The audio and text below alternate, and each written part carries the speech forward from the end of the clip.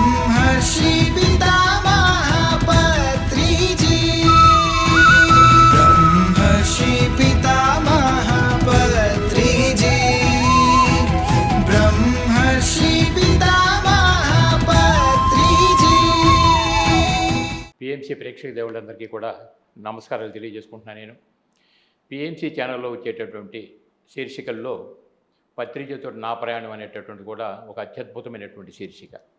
ఏమిటి దీనిలో ఉన్నటువంటి అంతరార్థం? పత్రిజీ ఏ విధంగా అయితే సభ్య సమాజానికి ఆయన తెలిసినటువంటి జ్ఞానాన్ని పంచాలని చెప్పని వచ్చారో, అట్లాగే వారి దగ్గర నుంచి ఆ జ్ఞానాన్ని అంతా కూడా చక్కగా స్వీకరించి లోక కళ్యాణానికి అవసరమైనటువంటి కార్యక్రమాల్లో పాలు పంచుకుంటూ పత్రిగారితో పాటు కలిసి ప్రయాణం చేసేటటువంటి వాళ్ళది దీనిలో మనం ఇంటర్వ్యూలుగా చూస్తూనే ఉన్నాం. ఈరోజు మనం నిజామాబాద్ జిల్లా అంకాపురం గ్రామంలో మనం ఉన్నాం. మన ముందుకు నారాయణ గారు అనేటటువంటి వ్యక్తి పత్రిగారితోటి ఆయన ప్రయాణం ఎలా సాగిందో చెప్పడం కోసం మన ముందుకు వచ్చారు. వారి దగ్గర నుంచి సవివరంగా మనం అంతా తీసుకుందాం. సో థ్యాంక్ యూ నారాయణ గారు. Thank you sir. Thank you. చెప్పండి, మీరు పత్రిగారి దగ్గరికి అసలు ఎందుకు వచ్చారు? ఏం ఆశించి పత్రిగారి దగ్గరికి వచ్చారు? తర్వాత ఆయన దగ్గర నుంచి మీరు ఎలా స్వీకరించారు అనేది వివరంగా చెప్పండి. సార్, ముందుగా బ్రహ్మర్షి పత్రిజీ గారికి, స్వర్ణమల మేడం గారికి ధన్యవాదాలు తెలియజేసుకుంటూ, పిఎంసి వారికి ధన్యవాదాలు తెలియజేసుకుంటూ, గురువు గారు మీరు బ్రహ్మర్షిగా మీరు కూడా నేను చాలా రోజుల నుంచి చూస్తున్నాను. అద్భుతమైన ప్రసంగం ఉంటుంది మీది. బ్రహ్మాండంగా వింటున్నాగా నేను మీకు పరిచయం లేకపోతే మీరు నాకు ఎప్పుడో 2016లోనే పరిచయం అయిపోయారు. చాలా సంతోషం. Thank you sir. Thank you. మీతో మాకు ఇంటర్వ్యూ చాలా అదృష్టంగా భావిస్తున్నాను సార్. నేను అనుకోలేదు అసలు ఇలాగే. Okay, thank you sir. మొట్టమొదటిగా నేను ఈ ధ్యానంలోకి ఎలా వచ్చిన సార్, నేను 2004లో ఆర్మూర్లో జవహర్ టాకీస్లో ఉన్నప్పుడు పత్రి గారిని నేను చూసిన అంతే. పత్రి ఆట సార్ బోధన ఆట అని తెలిసింది, కానీ సార్ ఫారిన్లో ఉంటాడేమో సార్ అని అనుకున్నా. అంత ఎర్రగా అట్లా ముద్దుగా ఉన్నాడు, బ్రహ్మాండ ఎంగుగా ఉండే అప్పుడు, ఇంకా జబర్దస్త్గా ఉండే. చూస్తుంటే ఈ ధ్యానం అంటారుగా ఏమంటారు అసలు ఏం తెలియలేదు సార్. కూర్చున్నాం ఒక 4 గంటలు ఊకుండా పెట్టిండు, అందరి మాట్లాడిపించు, ధ్యానం చేసిండు. దాని తర్వాత మళ్ళీ నాకు ధ్యానం అది తెలియదు, మళ్ళీ ఎవరు చెప్పేవారు లేరు, అట్లా అయిపోయింది. దాని తర్వాత ఈ ధ్యానం అనేది నేను అసలు కంప్లీట్గా నాకు తెలియదు. ఫస్ట్ నేను ఒక మా బామ్మరిది పాల షాప్, మిల్క్ షాప్ ఉంటుంది, అక్కడ కలవదాలికి పోయినప్పుడు అక్కడ పాంప్లెట్ కనబడ్డది సార్. పాంప్లెట్ కనబడ్డది. ఆ పాంప్లెట్ నేను చూసిన వరకు నాకు ధ్యానం అని ఉన్నది. అబ్బా, ఈ ధ్యానం ఇది నాకు ఇది అవసరం ఉన్నది, చాలా అవసరం ఉన్నది. ఎందుకంటే 2016లోనే నవంబర్లో నాకు పెద్ద ఒక చాలా కష్టం అన్నట్టు, ఎవ్వరికి రాని కష్టం నాకు వచ్చింది సార్. ఆ కష్టం ఇప్పటివరకు నేను పంచుకోలేదు, కానీ ఇప్పుడు మీతో పంచుకోవాలనుకుంటున్నా సార్. 2016లో అక్టోబర్ అండి సార్. అక్టోబర్లో దసరా సార్. దసరాకు మా కుమారుడు, మా మన్మరాలు వాళ్ళు వాళ్ళ ముత్తగారి ఇంటికి వెళ్ళారు. వాళ్ళంటే అమ్మమ్మ ఇంటికి వెళ్ళారు. వాళ్ళ అమ్మమ్మ ఇంటికి పోయి తిరిగి వస్తుంటే తెల్లారి లారీ యాక్సిడెంట్లో 2 స్పాట్ డెడ్ అయ్యారు సార్. 2016లో అది అక్టోబర్లోనే జరిగింది. జరిగిన సంగతి తర్వాత ఎట్లుంటుంది సార్, కుటుంబం అంతా దుఃఖసాగరంలో ఉన్నారు. కానీ వీళ్ళని మళ్ళీ నాకు 2 బిడ్డలు సార్. ఉన్న కొడుకు ఒక్కడు పెద్దోడు, 2 బిడ్డలు. ఆ బిడ్డల్ని నేను వాళ్ళకు ఒక పెద్ద బిడ్డ పెళ్ళైంది, ఇంకో చిన్న బిడ్డ ఉన్నది, ఇంకా ఇంతగా ఉన్నది. నేను అసలు నాకు ఆర్థికంగా కూడా నేను చాలా ఏం లేను, ప్యూర్ ఉన్నా. అంటే ఆర్థికంగా కూడా నేను తక్కువ స్థాయిలో ఉన్నా. ఇట్లా మరి నేను ఇట్లా ఒకవేళ కష్టంలోకి పడి అట్లనే పోయినా నా కుటుంబం అంతా వీధిన పడుతుంది. కాబట్టి నేను దాన్ని ఒక తీసుకున్నా, ఛాలెంజ్గా తీసుకున్నా. నేను ఎట్లన్నా వీళ్ళు ఈ కుటుంబాన్ని బతికేయాలని చెప్పి అంతకుముందు వారం రోజుల నుంచి నేను కట్ చేసిన అన్నీ. దుఃఖమద్దు అని చెప్పి నేను అప్పటి షాప్ ఉంటుంది, ఒక ట్రావెల్స్ ఉంటుంది సార్. నేను ఒక పాస్పోర్ట్ ఏజెన్సీగా పనిచేస్తుంటే, పాస్పోర్ట్ ట్రావెల్గా.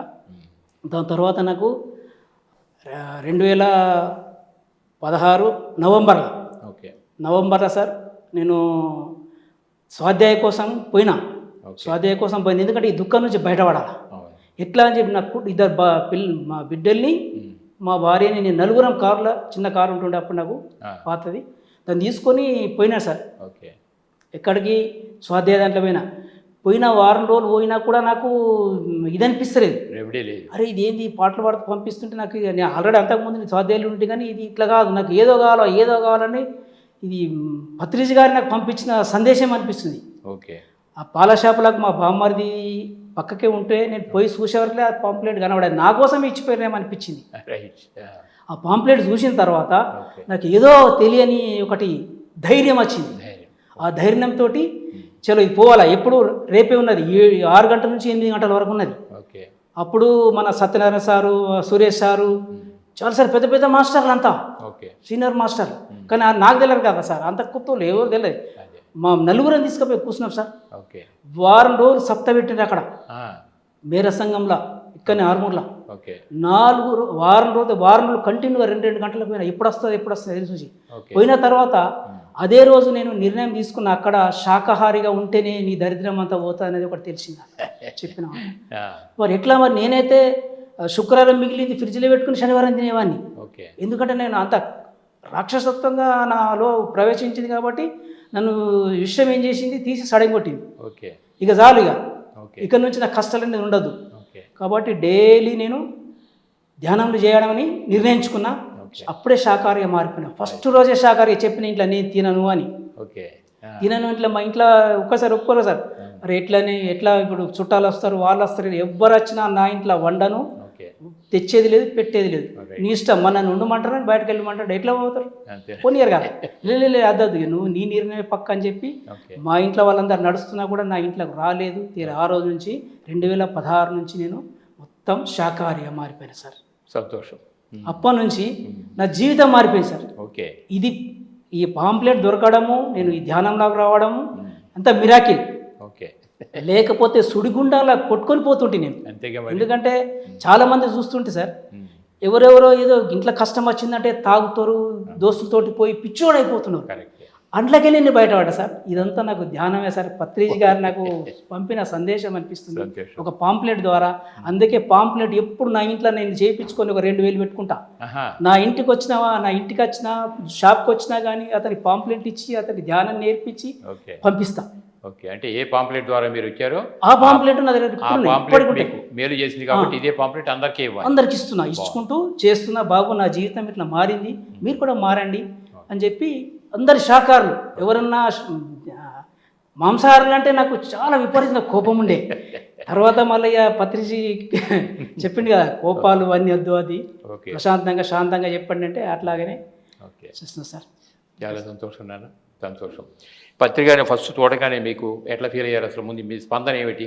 ఇప్పుడు విషాదంలో ఉండే వెళ్ళారు అక్కడికి, వెళ్ళండి. సప్తాహం 7 రోజుల పాటు కూర్చున్నారు, రోజు ధ్యానం చేశారు, అన్నీ బాగానే ఉన్నాయి. అవును సార్. చూడగానే ఎలా ఫీల్ అయ్యారు? మీరు జబర్దస్త్గా ఉన్నారని చెప్పి ఫీల్ అయ్యారు కదా. తర్వాత ఆయన మీద అభిప్రాయాలు మీకు ఎట్లా స్థిరపడి? అభిప్రాయాలు అంటే ఇప్పుడు మనకు ముందుగా ఇప్పుడు బాబాయ్ ఇంటికాడ ఒకసారి పెట్టిండు. ఓకే. ఇప్పుడు ఆడిపోయిండి ఆయన. వాళ్ళ ఇంటికాడ పెట్టినప్పుడు పోయినాం సార్, చూసిన తర్వాత అంతా సార్ దగ్గర పోవాలంటే ఒక భయమే. ఏంటంటే మొదలే అందరు చెప్పారు అన్నట్టు, ఏమని? ఒకవేళ వడ్డన వేసినా ఒక మెతుకు వడ్డ కొడతాడు ఓకే. సార్, ఏ తప్పు చేసినా కొడతాడు, కొంచెం మాట్లాడినా కొడతాడు. అంటే నేను సార్ కనీసం అంటే ఒక 2 మీటర్ల దూరం ఉంటుంటే, నేను ఓకే. దూరంకి వెళ్ళి దండం పెట్టుకుంటుంటే అందరు కాళ్ళు ఉత్తాల, సార్ బాగా అలసిపోతాడు ఓకే. అని అంటే కూడా కాళ్ళు ఉత్తాలంటే కూడా నేను భయపడి దూరంకి వెళ్ళి చూసి దండం పెట్టేసేసి ఓకే. వాళ్ళు అన్నట్టు. సార్ వంట చేస్తుంటే కూడా వంట రూమ్లో పోతే కూడా ఎందుకు వచ్చినావు అంటారు, ఏమంటాడు అని భయం, దూరం డోర్ బయటనే ఉండేవాడిని. మొత్తం భయం లోపల ఉన్న బయటకి భయం లోపల భక్తి మాత్రం ఉండేది. సార్ మాత్రం స్పర్శ తీసుకుంటుంది, చేతి ఇచ్చి మాత్రం పక్క జరుగుతుంది. అది ఒకటి ఎనర్జీ తీసుకుంటుంది సార్. ఓకే. కానీ లోపలంత భయం ఉన్నప్పుడు వెళ్ళాలని ఎందుకు అనిపిస్తుంది మీకు పత్రిక దగ్గరికి? లోపలైతే భయం ఉంది, గురువుగారు కొడతారు. గురుగారు మా దగ్గరికి వచ్చిండు, మా ఏరియాలోకి వచ్చిండు గురుగారు. ఓకే. కలవాలి కదా కంపల్సరీ. పోయి సార్ పోయేదాకా ఓకే. ఉండేవాడిని. రైట్. సార్ కారులు ఎక్కిపోయేదాకా ఇక్కడనే ఉండేవాడిని. ఓకే. మొత్తానికి మీకున్న బాధలో నుంచి బయటికి రావడానికి కంప్లీట్ సార్ ధ్యానం బాగా ఉపయోగపడింది. కంప్లీట్ బయటకు వచ్చిన చాలా మందికి నా అనుభవం చెప్తా. ఇట్లున్నారా ఇట్లా అంటే నన్ను కూడా చూసుకొని వేరే వాళ్ళు కూడా ఒక ఇదైనరు, అరే తను అంత కష్టంలో కూడా ఏ బాధపడలేడు, అద్భుతంగా చేసుకున్నాడు అని చెప్పి బాధపడ్డారు సార్. దానివల్ల కూడా నేను ఇలా 2017 నుంచి నేను ఆర్థికంగా ఎదుగుడు స్టార్ట్ అయింది సార్. ఓకే. తర్వాత నేను ఒక ఇల్లు కొనుక్కోవడం, మరి పాత ఇల్లు అక్కడ విలేజ్లలో ఉంటుండే కానీ ఆ ఇల్లు మనకు పనికిరాదు, సిటీలో ఇల్లు కొనుక్కున్న ఒక సొంత నా బిజినెస్ వల్ల ఒక పెద్ద 10 లక్షలతో కారు కూడా కొనుక్కున్నా. అద్భుతంగా ఉన్నా సార్, ఎలాంటి కొదవ లేకుండా, లోటు లేకుండా బ్రహ్మాండంగా ఈ ధ్యానంలో నేను అందరికీ సేవ చేయాలని నాకు ఒక తపన సార్. ఓకే. ఓకే. మొత్తం బాధాకరమైన పరిస్థితి నుంచి మంచి ఆరోగ్యంగా ఆనందమైన జీవితం అయితే జీవిస్తున్నారు. వచ్చిన సార్. రైట్, బాగుంది. మీరు చేసే ధ్యానం మామూలుగా నార్మల్గా ఇంట్లో చేస్తారా? పిరమిడ్లోకి ఏమైనా వెళ్తారా? సార్ నేను 3 గంటలు రాత్రికి 3:30 లేస్తా సార్. లేచి 2 గంటలు ధ్యానం చేస్తా సార్. ఓకే. 1 గంట యోగా చేస్తా సార్. 1 గంట వాకింగ్ పోతా. అబ్బో. 7 గంటలు 7:30కి ఇంటికి వచ్చేసి కూరగాయలు తరిగి మొదలు వంట చేసుకొని తింటా సార్. చాయ్ తాగను, టిఫిన్లు చేయను, భోజనం చపాతి రైస్ ఒక్క పొదలు నేను కోసిస్తా, మామూలుగా చేసేస్తారు. ఓకే. మా ఇంట్లో అందరు శాకాహారులే సార్. పోన్లేండి, సంతోషం. ఇప్పుడు మీరు ఈ తెలిసిన జ్ఞానాన్ని 10 మంది పంచడం కోసం పాంప్లెట్ పంచుతుంటారు కదా? అవును. దాంతోపాటు క్లాసులు కూడా ఏమైనా వెళ్తుంటారు? క్లాసులు కూడా వెళ్ళాను సార్. మీరు చెప్తారా క్లాసులు? క్లాసులు వెళ్తా సార్. ఓకేనా? చాలా గోవిందపేట, ఇక్కడ అంకాపూర్ కూడా వచ్చిన చాలా సార్లు, గోవిందపేట కూడా పోయినా, ఈసాపల్లి అక్కడ చాలా విలేజ్ వెళ్ళినా సార్. చెప్తాను సార్, చెప్తాను. క్లాసులు చెప్పడం, వాళ్ళు ఏమైనా డౌట్లు అడిగి క్లారిఫై చేయటం, అవును, ఇవన్నీ కూడా. పిరమిడ్లో కూడా ధ్యానం చేశారా మరి మీరు? పిరమిడ్లో ధ్యానం ఎట్లా ఫీల్ అవుతారు? పిరమిడ్లో చేసిన దానికి బయట చేసిన దానికి ఎట్లా ఫీల్ అవుతారు? చాలా ఫరక్ ఉంటుంది సార్. పిరమిడ్లో చేసింది చాలా ఎనర్జీ తోటి కూడింది ఉంటుంది. బయట అన్ని ఆలోచనలు వస్తే పిరమిడ్లో కూడా తక్కువ వస్తాయి సార్ ఆలోచనలు. Okay okay okay. మొత్తం మీద పిరమిడ్ ఎనర్జెటిక్గా తయారవుతుంది. Pyramid energy sir. నాకు నేను అంత ఆర్థికంగా ఎదిగినా కూడా మళ్ళీ నాకు ఒక కరోనాని 2001 కదా సార్, అప్పుడు కరోనాని అందరికి కరోనా సార్. కరోనా అందరు వస్తే నాకు కూడా మొత్తం తినలేక వారం 10 రోజులు తినలేకపోతే మొత్తం ఇదైపోయింది సార్. మంచం మీద అనుకున్నా, మంచం మీద అనుకుంటే ఈయన కూడా కరోనా వచ్చిందని మా ఊరు కూడా నాకు డోర్ తీసుకులేదు. అందులోనే బెడ్రూమ్లోనే చిన్న గింత అన్నం వేసేసి ప్లేట్ ఇట్లా లోపల జరిపి డోర్ వేసుకుంటుంది. కరోనా ఉన్నదా లేదే, కానీ మొత్తం నేను లోపల ధ్యానంలో కూర్చుంటుంది, పత్రిజీ వీడియోలు చూస్తుంటే, మన రాఘవర సార్ వీడియోలు చూసుకుంటా ఉంటుండే. కానీ లోపల ఏం పోకపోతుండే, తినలేకపోతున్నా. దానివల్ల వీళ్ళు ఏం చేసిందంటే ఒక ప్రైవేటు మనోరమ హాస్పిటల్లో మాట్లాడింది సార్. 13 లక్షలకు ఈ ట్రీట్మెంట్ చేయడానికి ఒప్పందం జరిగింది. 13 లక్షలు ఒప్పుకున్నారు. అంబులెన్స్ తెప్పిస్తా అంటారు, నేను పంపిస్తామంటున్నారు. నేనేం నా ఎనర్జీ నా శక్తి నాకు ఉంది. నేను మీరు ఎవరికి పనులు చేయకండి, నేను మా సొడ్డపొడి కూతురు అక్కడ నిజామాబాద్ గవర్నమెంట్ హాస్పిటల్లో అకౌంటెంట్ చేస్తుంది. వెంటనే మా సొడ్డపొడి ఫోన్ చేసిన, ఒక నాకు బెడ్ ఉంచు, నేను వస్తున్నా. లేకుంటే వీళ్ళు నన్ను తీసుకుపోయి ప్రైవేట్లో వేసేస్తే వాళ్ళు నన్ను బాలసుబ్రహ్మణ్యం వాళ్ళని వేసేసినట్టు చేసేస్తా. ఇది కాదు అంటే ఆయన రెడీ పెట్టిండు. అంబులెన్స్ ఇస్తాగా నీకు పోరాదు కదా, లే నా కార్లో నేను నడిపించుకుంటా పోతా, నాకు ఆ శక్తి ఉంది. అప్పుడు ఏం చేస్తారు, ఒక బట్టలు పెట్టుకున్నా, లగేజ్ వేసేసుకొని కార్లు వేసేసుకొని పోతుంటే నేను ఊగుతున్నా సార్, కారు ఊగుతున్నా అనుకుంటున్నా. ఎనర్జీ లేదు, శక్తి లేదు, మొత్తం అంగిపోయిన అంతా.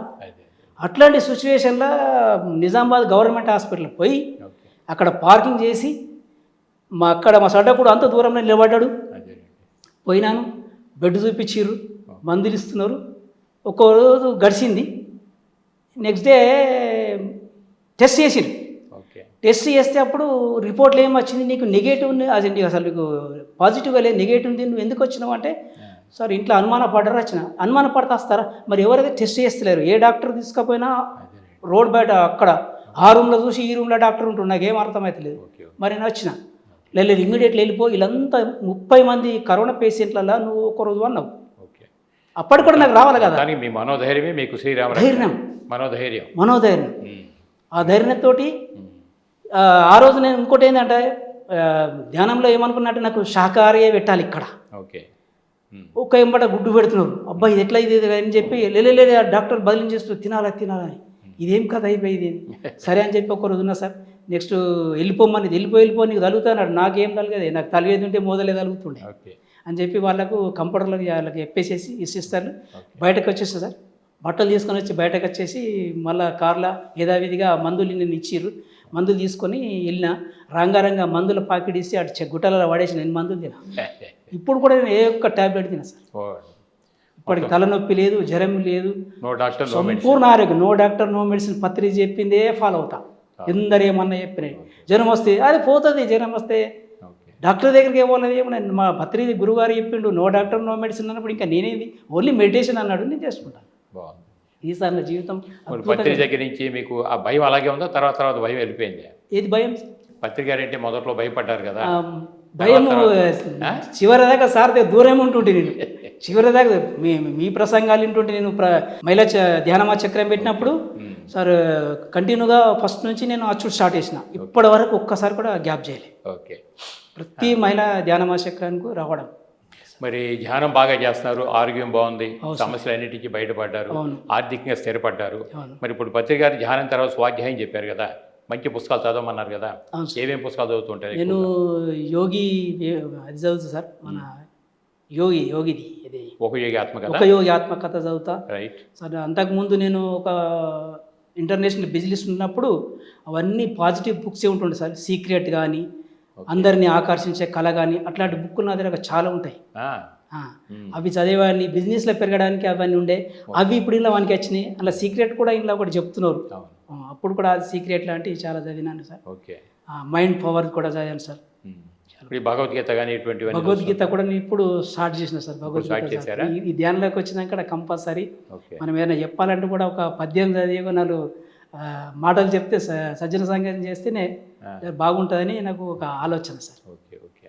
మరి గీత కానీ బుక్స్ అన్ని చదివితేనే అది నాలెడ్జ్ 10 మంది పంచాలి కదా, మీకు కూడా ఉపయోగపడుతుంది కదా. అవును సార్. మరి స్వాధ్యాయం అంటే ఎప్పటికప్పుడు మనకి చెప్పే మాట, చేసే పని అన్నీ ఒక రకంగా ఉండాలనుకుంటారు. అవును సార్. ఆత్మ పరిశీలన కూడా చేసుకుంటుంటారా? చేసుకుంటా సార్. చేసుకుంటుంటారా? చేసుకుంటా. ఎలా ఫీల్ అవుతున్నారు ఇప్పుడు మీరు? చాలా అద్భుతంగా ఫీల్ అవుతున్నా సార్. ఓకే. చాలా మంది చూస్తా కదా, కరోడుపతి చూసే వాళ్ళు మీదనే డ్రెస్ ఉంటుంది కానీ లోపలంతా ఇది ఉంటుంది. అదే. కానీ మనకు శరీరం మొత్తం కంప్లీట్ బాడీ తోటి సహా నేను తిరిగే ప్రపంచం అంతా నాకు అంత ఆనందంగా కనపడుతుంది సార్. Okay okay. అద్భుతం ఉంటుంది. బాగుంది. ఇప్పుడు మరి పత్రిక గారు ఎప్పటికప్పుడు మనకి ధ్యానాంధ్రప్రదేశ్ అని ఉండేది ఒకప్పుడు, మన మ్యాగజైన్, మన పిరమిడ్ స్పిరిచువల్ సొసైటీస్లో ధ్యానాంధ్రప్రదేశ్ అనే మ్యాగజైన్. తెలంగాణ విడిపోయిన తర్వాత ధ్యాన జగత్ అని పేరు మారింది కదా. ఇప్పుడు పత్రిక గారు ఎప్పుడు చెప్తుంటారు, ఈ ధ్యాన జగత్ అనేది నా మానస పుత్రిక, ప్రతి తెలుగు వాడి ఇంట్లో ఒక మ్యాగజైన్ కావాలని అంటుంటారు. దాని మీద మీ అభిప్రాయం? నేను ప్రతి నెల అక్కడ పోయినప్పుడు కొనుక్కుంటా సార్. ఎక్కడ ఉంటే అక్కడ వీళ్ళ దగ్గర అమ్ముతారు కదా సార్, అక్కడ కొనుక్కొచ్చుకుంటుంటే కొనుక్కొచ్చి కొంతమందికి ఇస్తుంటే సార్. నేను చదివి వాళ్ళకు ఇస్తుంటే చాలా అద్భుతంగా సార్ చేసిన అన్ని అనుభవాలు ఉంటాయి సార్. ఆయన చాలా బ్రహ్మాండంగా ఉంటాయి. అలా 18 సూత్రాలు కూడా నాకు చాలా బాగా నచ్చినాయి సార్. 18 సూత్రాలు కూడా నేను దాన్ని పాటిస్తా సార్. 18 సూత్రాలు బాగా నచ్చినాయి మీకు? అవును సార్. అన్నింటిలో రైట్ కొట్టినా సార్. ఇప్పుడు మరి శాఖాహార ర్యాలీలు అన్నీ చేస్తున్నారు కదా? శాఖాహార ర్యాలీ ఏ ర్యాలీ చేసినా పోతా సార్ నేను. వెళ్తారా మీరంతా? అవును సార్. ఎలా ఫీల్ అవుతారు ర్యాలీలు? చాలా అద్భుతంగా సార్, అద్భుతంగా ఫీల్ అవుతారు. శాఖాహార ర్యాలీ మనం చేస్తున్నామంటే ఎన్నో కొందరు ఒక్క ఇంట్లో ఒక 10 ఇళ్ళలో ఒక్క ఇల్లు మారినా కానీ ఆనందం అవుతుంది. మనం పోతే మనం కూడా అలా అందరితోటి పార్టిసిపేట్ కావాలని మనం పోతాం సార్. అట్లా క్లాసులు జనానికి ఎక్కువ మీరు చెప్పే సబ్జెక్ట్ ఏం చెప్తుంటారు? నేను చెప్పేది నా అనుభవం చెప్తాను సార్. ఓకే. ఈ శాకాహారం గురించి చెప్తే అంటే ఇక అద్భుతం ఉంటుంది సార్. ఆ తింటున్నాడు ఇక ఖచ్చితంగా మారాల్సింది. ఓకే. నేను సింగిల్గా చెప్పిన అంతే చెప్తా సార్, అట్లా కూర్చున్నప్పుడు అట్లా చెప్తా. శాకాహారం గురించి బాగా చెప్తా సార్. శాకాహార జగత్ కావాలి, ధ్యాన జగత్ కావాలి, పిరమిడ్ జగత్ కావాలని నేను అక్కడ బాల్కొండ పిరమిడ్ కట్టుకున్నా సార్. నాకు బాల్కొండలో కూడా 2 ఇండ్లు ఉంటాయి సార్. ఒక్క ఇంట్లో కిరాయిలు ఉండరు, ఇంకో ఇంట్లో కూడా కిరాయిలు ఉండరు. కిరాయిల మీద కూడా వేసిన సార్ నేను పిరమిడ్ వేసాను సార్. ఇక్కడ 6 మూలన్నీ అపార్ట్మెంట్లు ఉంటాయి కాబట్టి నాకు పిరమిడ్ వేయడానికి ఛాన్స్ లేదు. అది అదృష్టం కొద్దీ నాకు సిద్ధిలగుట్ట మీద పిరమిడ్ దొరికింది, పెద్ద పిరమిడ్. అందులో నేను ట్రస్ట్ మెంబర్ కావడం మరీ అదృష్టం సార్. ఇప్పుడు సిద్ధిలగుట్ట పిరమిడ్ ట్రస్ట్ మెంబర్ సార్. నేను క్యాషియర్ కూడా మన గంగన్న నల్ల గంగన్న క్యాషియర్ కూడా అప్పయిపోయిండు. తన అప్పయిపోయిన పని కూడా నేను పూర్తిగా చేస్తాను సార్. అట్లా నాకు స్టేజ్ ఎక్కి అలా మాట్లాడాలని ఏం లేదు. నాకు పని చెప్పింది నేను పూర్తిగా చేయాలి. ఖచ్చితంగా నేను వచ్చినాయి అకౌంట్లు వేయడము, వాళ్ళకి అకౌంట్ చూపించడం, అక్కడ ఖర్చు కానీ ఏదైనా కానీ చూసుకుంటా సార్. సిద్ధులగుట్ట పిరమిడ్ చాలా బాగుంటుంది, చాలా పెద్ద పిరమిడ్ కదా. చాలా ఎలా ఫీల్ అవుతారా పిరమిడ్ ఎక్కడ చూస్తుంటే మీరు? చాలా అద్భుతంగా ఉంటుంది సార్. పిరమిడ్ చాలా అద్భుతం. కొండ మీద కట్టారు. అవును సార్. దూరాన్ని కూడా చాలా అద్భుతంగా. సిద్ధులగుట్ట అని అక్కడ 9 స్థితులు ఉండే, అక్కడ అద్భుతమైన ధ్యానం ఉంటుందని మేము ఒక జీవన్ రెడ్డి మేము ఆయన దగ్గరికి పోతే ఆయన మాకు కొద్దిగా సదును చేసి ఇచ్చింది సార్. అది సదును చేసేటప్పుడు కూడా నేను ఎప్పుడైతుంది ఆ సదును చేసేటప్పుడు అక్కడనే ఉండేవాడిని. సాయంత్రం దాకా 5 గంటల దాకా ఉండి వాళ్ళు నేర్పుతుంటే, లోడ్లు వస్తుంటే, మట్టి పోస్తుంటే చివరి దాకా చూసిన సార్. స్టార్టింగ్ నుంచి చివరి దాకా. ఏరియా ఎంత ఏరియా అది మీకు? ఆ ఏరియా మాకు 1 ఎకరం ఉంటుంది సార్. 1 ఎకరం. 1 ఎకరం ఉంటుంది. Pyramid size 172 sir. 72 పత్రిక దగ్గరికి పోయినామన్నట్టు. మేము చిన్నదానుకొని పోతే పత్రిక ఏమన్నా అంటే మీరు 72 చేయండి అని చెప్పి చివరికి కూడా సార్ రేపు బాడీ ఎల్లుడి వికెట్ చేస్తాడనగా కూడా మేము పోయి సార్ చేతిలో చేతి ఇచ్చింది సార్. అది చివరి మాకు అదృష్టం సార్. అవునా? కాళ్ళకి దండం పెట్టుకొని ఎట్లా ఫీల్ అవుతున్నారు ఇప్పుడు మరి? సార్ చాలా ఫీల్ ఉన్నప్పుడు అవుతుంది సార్. సార్ ఉన్నప్పుడు సార్తో పాటు అప్పుడప్పుడు కలవటం ఇవన్నీ నడిచాయి.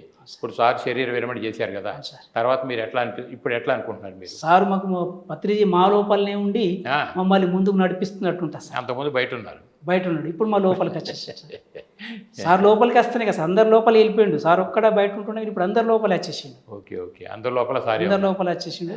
మేము సమాధి దగ్గర కూడా చాలా ధ్యానం చేసుకుంటాం వస్తాం సార్. ఎప్పుడు పోతూనే ఉంటాం, వస్తూ ఉంటాం. Okay okay. ట్రస్ట్ అయిన నుంచి చాలాసార్లు మన తిరుమల గంగన్న చైర్మన్, ఆ, నల్ల గంగన్న వీళ్ళందరూ మేము కలిసిపోయినప్పుడు మమ్మల్ని దొరకపోతే అందరం కలిసిపోతాం సార్. అక్కడ ధ్యానం చేయడం, తిరుమల ఉండడం. మరి సార్ ఉన్నంత వరకు సార్తో పాటు అందరు తిరిగారు, ప్రచారాలన్నీ బాగా చేశారు. ఇప్పుడు సార్ కాన్షియస్నెస్ అందరిలో ఉంది, బాగానే ఉంది. ఇప్పుడు సార్ మరి ధ్యాన జగత్తు అవ్వాలంటే మనం పోయి ప్రపంచం అంతా తిరగలేం కదా. చేయాలి సార్. దానికోసం ఇప్పుడు నాకు మంచి ఛానల్ కావాలని అడగటం, పిఎంసి ఛానల్ పెట్టడం, అది యూట్యూబ్ ఛానల్గా మొదలైనటువంటిది మెల్లగా ఇవాళ శాటిలైట్ ఛానల్ కింద పెరిగింది. అవును సార్. మరి ఇప్పుడు బోల్ అంత ఖర్చుతో కూడుకుని అది నడుస్తుంది కదా. అవును సార్. ఇప్పుడు పిఎంసి ఛానల్ అంటే మన ఛానల్ అని అందరూ అంటూనే ఉన్నారు. అవును సార్. మరి మన ఛానల్ని మనం నిలబెట్టుకోవటానికి మీ పాత్ర ఏమిటి? నా పాత్ర ఏంటి సార్? నేను నాంతు పాత్ర నాకు అంబాసిడర్గా చేస్తే నాంతు నేను చేయాలనుకుని అంబాసిడర్గా జాయిన్ అయినా సార్. ఆ, ఫస్ట్ ఉజ్జయిని యాత్ర ఇచ్చింది సార్ నాకు. ఆహా, ఉజ్జయిని కాగానే తర్వాత మన పుట్టపర్తి ఇచ్చింది సార్. ఆ, ఇంకోటి అయితే నేను అప్పట్లో నేను ఒక ముగ్గురిని చేసిన సార్, ముగ్గురు అంబాసిడర్లు తయారు చేసిన. ఓకే నేను ఇంకా చేస్తానని నేను సార్కి మాట ఇచ్చిన, రాజశేఖర్ కానీ సత్యనారాయణ సార్కి మాట ఇచ్చిన. ఓకే. సార్ నేను మామూలుగా కూడా అందరినీ నిన్న కూడా ఒక 8 మందిని మామూలుగా నెలకు 200 రోజులని తయారు చేసిన సార్. నేను 8 మందిని తయారు చేసిన సార్.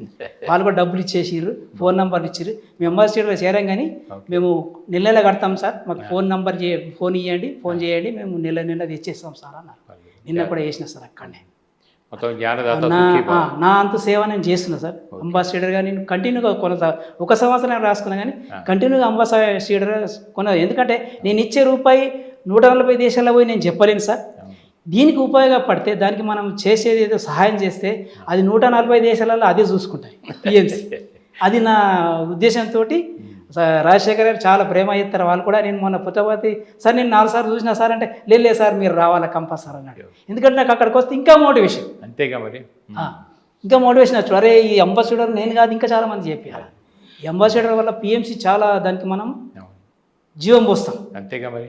మనం ఎంత చేస్తున్నాం అంటే మనకంటే బాగా చేసేవాళ్ళు ఉన్నారు, వాళ్ళని చూసి మనకి ఇన్స్పిరేషన్ లేదంతా, మనం ఇంకా బాగా చేయాలనేటటువంటి ఆలోచన ఇవన్నీ కూడా బాగుంది. అంటే పిఎంసీని మనం గట్టిగా నిలబెడితే పత్రిజీ ఆశయాలు ధ్యాన జగత్తు శాఖాహార జగత్తు కదా, అది చేయాలంటే మనం పోయి ప్రపంచం తిరగలేము. పిఎంసీ ఒకటే తిరుగుతుంది వాళ్ళు మొత్తం కదా, దాదాపు మరి 140 దేశాలకు వెళ్ళిపోతున్నాయి.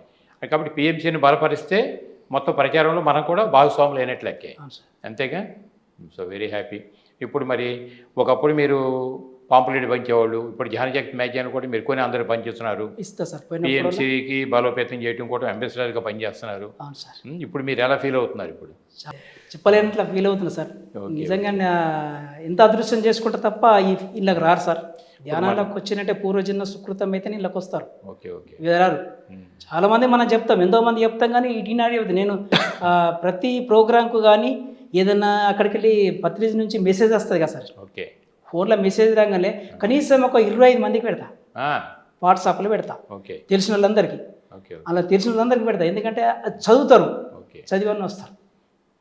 ప్రతి మనం హ్యాపీ సండే పెట్టినప్పుడు కూడా అందరికీ మెసేజ్ పంపుతా సార్. ఒక 20-25 మందికి మెసేజ్ పంపుతా సార్. అట్లా నోటితోటి కాకుండా చూసుకొని వస్తారు కదా. మొత్తానికి పత్రిక ఇచ్చే నాలెడ్జ్ అన్ని కోణాలు మీరు స్వీకరించగలుగుతున్నారు. ఓవరాల్గా పత్రికని యాక్సెప్ట్ చేస్తారా మీరు? అవును సార్. టోటల్గా ఏమైనా సందేహాలు ఉంటాయి? ఏం సందేశాలు లేదు సార్. ఏం సందేశాలు ఏం లేవా? మరి ఇప్పుడు మనకు ఒక పొలిటికల్ వింగ్ కూడా ఉంది కదా, పిరమిడ్ స్పిరిచువల్ సొసైటీస్ మూవ్మెంట్లో పిరమిడ్ పార్టీ ఆఫ్ ఇండియా అని ఒక రిజిస్టర్డ్ పొలిటికల్ వింగ్ ఒకటి ఉంది, తెలుసా మీకు? అది ఉంది సార్. నాకు ఎమ్మెల్యే చేయమని చెప్తే నాకు ఎక్కువ మాట్లాడలేను సార్. నేను ఇప్పుడు ఫస్ట్ టైం కానీ మైక్ పెడితే నేను అని మర్చిపోతా సార్. మీరు అడుగుతారు కాబట్టి నేను చెప్తున్నా, ఎందుకంటే అలవాటు లేదు సార్. నాకు తక్కువ మాట్లాడడం అలవాటు. అనవసరమైన వాగా అందులో ఇలా సూత్రాలు నాకు ఖచ్చితంగా 10 సూత్రాలు నాకు తెలిసిపోయింది. అరే ఎక్కువ మాట్లాడితే ఎనర్జీ పోతాయి అనేది తెలిసిపోయిన తర్వాత ఇంకా మాట్లాడతక్క మైక్ పడితే మర్చిపోతాం. ఎందుకంటే మొదలు బ్రహ్మర్షి పత్రిక తెలుసుకుంటే పత్రిక వచ్చి మనలో కూర్చుంటాడు చెప్తాలే. ఇప్పుడు అట్లా అంత ధైర్యం వచ్చింది సార్, ఇప్పుడు కూడా మాట్లాడగలుగుతున్నా. ఎందుకంటే పార్టీ పరంగా కూడా పరిపూర్ణమైన ఆత్మజ్ఞానులే పరిపాలనకు అర్హత కలిగిన వాళ్ళు చెప్తారు దానిలో కూడా. దానికోసమే పార్టీ పెట్టాం. మనం ఏదో పదవులు వేళాలని కాదు, పరిపూర్ణమైనటువంటి ఆత్మజ్ఞానికి ఎటువంటి స్వార్థాలు ఉండవు. ఉండదు. లోకక్షేమం కోసం అహర్నిశలు పాటుపడతాడు. నిజమైనటువంటి సేవ అంటే అదే కదా. ఇప్పటివరకు యథారాజ్య తథాపర్య, ఇంకా రాబోయే కాలంలో యథాపర్య తథారాజ్య. అంటే ప్రజలు ఎటువంటి వాళ్ళని ఎన్నుకుంటే అటువంటి పరిపాలన వాళ్ళకి లభిస్తుంది. దానికోసమే పిరమిడ్ పార్టీ ఆఫ్ ఇండియా పెట్టారు. అయితే మీరు చేసిన చెప్పి యాక్సెప్ట్ చేస్తారు దాన్ని కూడా. చేస్తా సార్. ఓకేనా? ఎందుకంటే ఇప్పుడు మనకు ఫస్ట్ మన ప్రధాని చూసి నేను అనుకుంటా సార్, అలాంటి వాళ్ళే రావాలా, శాకాహారులే రావాలా, ధ్యానులే రావాలా. ప్రధాని ధ్యానే కదా సార్, ధ్యానం చేస్తాడు కదా. అంతే కదా, చిన్నప్పటి నుంచి మంచి మెడిటేటరు, యోగా చేస్తాడు. చాలా అద్భుతమైనటువంటి రాజ్యం వెళ్తున్నాడు సార్, ప్రపంచ దేశాలకి తీసుకుపోయింది ఆయన. అట్లాంటి వాళ్ళు రావాలని నేను కోరుకుంటారు. అయితే మోడీ గారి పుణ్యం అంటూనే మనకు వరల్డ్లో ప్రతి సంవత్సరం జూన్ 21 తారీఖు యోగా డే కింద డిక్లేర్ చేశారు. యోగా డే వచ్చింది. మరి ప్రతి సంవత్సరం జూన్ 21 యోగా డే కింద డిక్లేర్ అయిందంటే మోడీ గారి పుణ్యమే కదా. అంతే కదా. అప్పుడు అమెరికా ప్రెసిడెంట్ ఒబామా ఉన్న టైం అది. ఈ ప్రపోజల్ ఎప్పుడైతే పెట్టారో వాళ్ళు యాక్సెప్ట్ చేయటం, టోటల్గా ఆయన డిక్లేర్ చేయటం. ఇవాళ దగ్గర ప్రపంచంలో 160-170 దేశాలు యోగా కావాలని కోరుకుంటున్నాయి. అంటే యోగత్వంలో గొప్పతనం అది. మొత్తాన్ని బాగుంది. ఓకే సార్, ఇంకేమిటి మీ అభిప్రాయాలు చెప్పండి. రోజు ధ్యానం చేస్తున్నారు, మంచి స్వాధ్యాయం చేస్తాం, యోగా చేస్తా, వాకింగ్ చేస్తా, పొద్దున్న భోజనం చేస్తా, బయటకు వెళ్తా, ధ్యానం గుట్ట మీదకి వచ్చి అక్కడ ఏమైనా వర్క్ జరిగితే మన శేఖర్ రెడ్డి కూడా ఫోన్ చేస్తే తప్పకుండా వెళ్తాయండి అని ఏమైనా వెళ్ళిపోయింటే చేస్తా సార్. ఏదన్నా కానీ మనం చేస్తాం. ఏమైనా పెట్టుబడి అయినా కూడా పెడతా సార్. నేను పెట్టుకుంటా, ఏదైనా తక్కువ ఎక్కువ మేము చేసుకుంటాం, మళ్ళీ అడ్జస్ట్ చేసుకుంటాం సార్. మొత్తం మీద ఇంచుమించు మధ్య మార్గం అని పత్రిక గారు చెప్పినందుకు మీ కుటుంబానికి మీరు ఎంత టైం కేటాయిస్తున్నారు, లోక కళ్యాణానికి కూడా అంత టైం కేటాయిస్తున్నారు. ఇప్పుడు నాకు ఇద్దరు మన్మరాలు, ఒక మన్మరాలు స్కూల్ వేసేసి ఉరికేసింది ఇక్కడికి. ఓకే, అది కూడా చేస్తున్నా సార్. ఆ కుటుంబానికి కూడా వేయాలి కదా. ఓకే, అట్లా సార్. సో వెరీ హ్యాపీ అండి, చాలా సంతోషం. మీరు ఇప్పుడు ధ్యానం చేయటం ద్వారా, మంచి పుస్తకాలు చదవటం ద్వారా, పత్రికని కలవటం ద్వారా, రెగ్యులర్గా పిఎంసి ఛానల్ చూస్తున్నారుగా మీరు. పిఎంసి ఛానల్లే పెడతా సార్. ఛానల్ చూడటం ద్వారా ఇంత జ్ఞానాన్ని పొందారు కాబట్టి జీవితంలో ఇంత ఆనందంగా మీరు ఉన్నారు కదా. ఈ ఆనందాన్ని మీరు జీవిస్తున్నప్పుడు మరి పిఎంసి ప్రేక్షకులు ఇప్పుడు మన జరిగే ఇంటర్వ్యూ ఎన్నో లక్షల మంది చూస్తుంటారు. మరి వాళ్ళకి మీరు ఇచ్చే సందేశం ఏమిటి? నేను ఇచ్చే సందేశం ఏమి సార్, శాకాహారి ప్రతి ఒక్క వ్యక్తి నాలాగా, అంటే నాలాగా అనుకోండి, నాలాగా శాకాహారిగా మారాలా, ధ్యానిగా మారాలా, పిరమిడ్లు కట్టాలా, ఓకే, నలుగురికి ధ్యానం చెప్పాలా. ఓకే, వాళ్ళు బాగుపడితే మనం బాగుంటాం. కరెక్ట్. వాళ్ళు బాగుంటే మనం బాగుంటాం, పక్కవాడు బాగుంటేనే మనం బాగుంటాం. కాబట్టి పక్కవాడికి పక్క ధ్యానం చెప్పాలి. అతను బాగుంటే ఆయన నుంచి మనం బాగుపడతాం. ఎందుకంటే నేనే బాగుండాలంటే కాదు, ప్రతి ఒక్క వ్యక్తి కూడా నేను ఇచ్చే సందేశం అందరూ శాకాహారులుగా మారాలా, ధ్యానులుగా మారాలా, పిరమిడ్లు కట్టాలా, పిరమిడ్ల కింద ధ్యానం చేయాలా, శక్తి పొందాలా, అద్భుతమైన ఎనర్జీ తీసుకోవాలా. చిన్నతనంలో మనకు భగవంతుడు ఈ పంచభూతాలు ఏదైతే మనకు ఈ శరీరం ఇచ్చిందో, ఎంత మంచి ఆరోగ్య శరీరం ఇచ్చిందో అట్లా ఆరోగ్యమే మనము పంచభూతాలకు అప్పచెప్పాలా. కాబట్టి మీరు ఇవి చేస్తే అది అవుతుంది, ఇది చేయకుండా ఇది కాదు. ఈ శరీరాన్ని మంచిగా ఆరోగ్యంగా అప్పచెప్పాలంటే ఇవి చేయాలి. ధ్యానం చేయాలా, శాకాహారిగా ఉండాలా, పిరమిడ్లు కట్టాలా, పిరమిడ్ కింద నలుగురికి ధ్యానం చెప్పేలా, నలుగురిని కూర్చోబెట్టి వాళ్ళకు సజ్జన సాంగత్యం చేస్తే 4 ఇళ్ళు మారితే మనకు కూడా బాగుంటుంది. ఊరు మారుతుంది, జిల్లాలు మారుతాయి, రాష్ట్రాలు మారుతాయి, ప్రపంచాలు మారుతాయి. ఓకే, బాగుంది సార్. ఇది మాస్టర్స్ విన్నారు కదా, నారాయణ గారు ఏ విధంగా ధ్యానంలోకి వచ్చింది. నిజంగా కుటుంబంలో జరిగేటటువంటి లోటుపాట్లు మనిషిని ఎంతగా కుంగదీస్తాయో నారాయణ గారు చెప్పినటువంటి అనుభవం ద్వారా మనం తెలుస్తున్నాం. అటువంటి వ్యక్తి ధ్యానం అనేటటువంటి చిన్న పాంప్లెట్ చూసి ఏ పాంప్లెట్ ద్వారా ధ్యానంలోకి వచ్చారో ఇవాళ ధ్యానాన్ని అందరికీ అదే పాంప్లెట్ పంచుతున్నారు. ఆయన అంటే ఆయన ఒక ఆదర్శం ఎలా ఉందో మనకు అర్థమవుతుంది. అలాగే ప్రతి శాఖాహార ర్యాలీకి ఆయన వెళ్తున్నారు.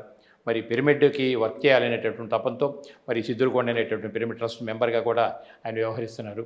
మొత్తం మీద ధ్యానము శాఖాహారిగా మారటం ద్వారా ఆరోగ్యాన్ని చక్కపరచుకోవటం, ఆనందకరమైనటువంటి జీవితాన్ని పొందటం, పత్రికలు ఇచ్చినటువంటి జ్ఞాన సంపదని పుడికి పుచ్చుకున్నారు. కాబట్టి రెగ్యులర్గా పిఎంసి చూడటం ద్వారా ఇంతగా ఆయన సంతోషంగా ఉన్నారని ఆయన చెప్తున్నారు. కాబట్టి మనం కూడా నిత్య జీవితంలో పనికిరాని అలవాట్లు ఏమైనా ఉంటే వాటిని వదులుకుని చక్కగా శాఖాహారిగా మారి, అంటే సాత్విక ఆహారం మితాహారం అని చెప్పి ఎప్పుడు భగవద్గీత నుంచి అన్నీ మనకు చెప్తూనే ఉన్నాయి. కాబట్టి మనం కూడా అలా మారి మన జీవితాలు కూడా ఆరోగ్యంగా ఆనందంగా ఉండాలంటే రెగ్యులర్గా చక్కగా పిఎంసి చూద్దాం. ఇటువంటి అనుభవాలు ఎంతోమంది అనుభవాలు మనకి ఉత్తేజాన్ని కలిగిస్తున్నాయి. మరి అట్లా చూసి మనం కూడా ఆరోగ్యంగా మరి ఆనందకరమైన జీవితం పొందాలని మరొకసారి మనం కోరుకుంటూ ఎంత అద్భుతమైనటువంటి జ్ఞానాన్ని మనకు అందించిన నారాయణ గారికి మరొకసారి మనం ధన్యవాదాలు తెలియజేసుకుంటూ so thank you very much. Thank you sir.